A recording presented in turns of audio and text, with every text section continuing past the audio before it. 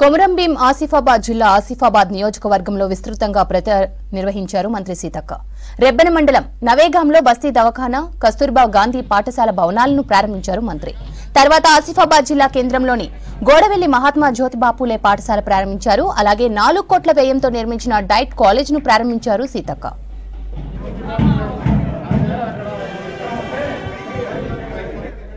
ప్రస్తుత విద్యా సంవత్సరంలో డైట్ కళాశాలలో చేరే విద్యార్థులకు ఎలాంటి ఇబ్బందులు లేకుండా చర్యలు తీసుకుంటామన్నారు జిల్లా ఇన్ఛార్జ్ మంత్రి సీతక్క. 4 చోట్ల హెల్త్ సెంటర్స్, అదే విధంగా కస్తూరిబా జూనియర్ కాలేజీని ప్రారంభించడం జరిగింది. ఇక్కడ ఆసిఫాబాద్ కేంద్రంగా మనకు సొంత భవనాలు లేకపోవడంతో చాలా వరకు అద్దె భవనాలలో క్లాసెస్ కానీ, కాలేజీలు కానీ, స్కూల్స్ కానీ నడుస్తున్నాయి.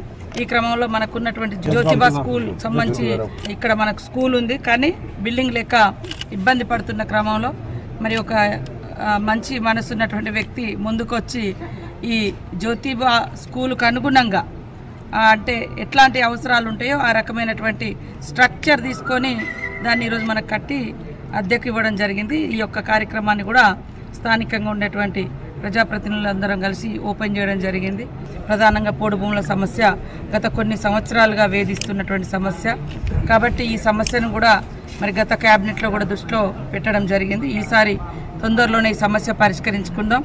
ముఖ్యంగా రైతులకు కూడా మేము ఏం చెప్తున్నామంటే, పాతది ఉంచుకుందాం, కాపాడుకుందాం, కానీ కొత్తగా అడవులు కొట్టొద్దు అనేది ఫస్ట్ నుంచి, మొదటి నుంచి కూడా నా ప్రతిపక్షంలో ఉన్నప్పుడు అదే పోరాటం, ఇప్పుడు కూడా అదే ఆదేశం. ఏదైతే మన సాగులో ఉందో ఏండ్ల కొద్దీ వాటిని వదిలిపెట్టము. దానికి సంబంధించినటువంటి ఆదేశాలు కూడా కలెక్టర్స్ కానీ, అదేవిధంగా సంబంధిత ఫారెస్ట్ అధికారులు కూడా చెప్తా ఉన్నాం.